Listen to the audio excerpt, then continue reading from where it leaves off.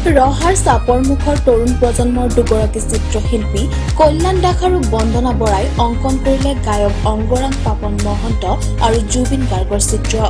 ৰহাত থকা ফৰ্নেল হাইৱেৰ গাৰ্ডৱালত যুৱ প্ৰজন্মৰ হাৰ্টথ্ৰব গায়ক দুগৰাকীৰ চিত্ৰ অংকন কৰি ইতিমধ্যে ৰাইজৰ পৰা মৰম আৰু আশীৰ্বাদ বুটলিবলৈ সক্ষম হৈছে কল্যাণ আৰু বন্দনাই। কম দিনৰ ভিতৰতে এক পৰিকল্পনা কৰি মাত্ৰ কেইটামান মুহূৰ্তৰ ভিতৰতে প্ৰিয় গায়ক দুগৰাকীৰ চিত্ৰ অংকন কৰি ৰাইজৰ মাজলৈ আগবঢ়াই দিব পাৰি সুখী বুলি মত প্ৰকাশ কৰিলে চিত্ৰশিল্পী কল্যাণ আৰু বন্দনাই।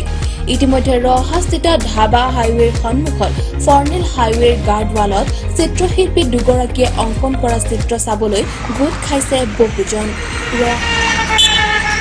আমি দেখিবলৈ পোৱা মতে এই ছবিটো যে আপোনালোকে আঁকিছে এইটো পৰিকল্পনা আপোনালোকৰ কিমান দিনৰ পৰা চলি আছিলে এইটো আঁকিম বুলি? পৰিকল্পনা বেছি দিনৰ নহয়, খুব কম দিনৰ ভিতৰতে পৰিকল্পনা কৰিলোঁ, তাৰপিছত দুইটা আলোচনা কৰিলোঁ, এই সকলো মেছেজ কৰিলোঁ, তাৰপিছত আলোচনা কৰি আঁকিলোঁ।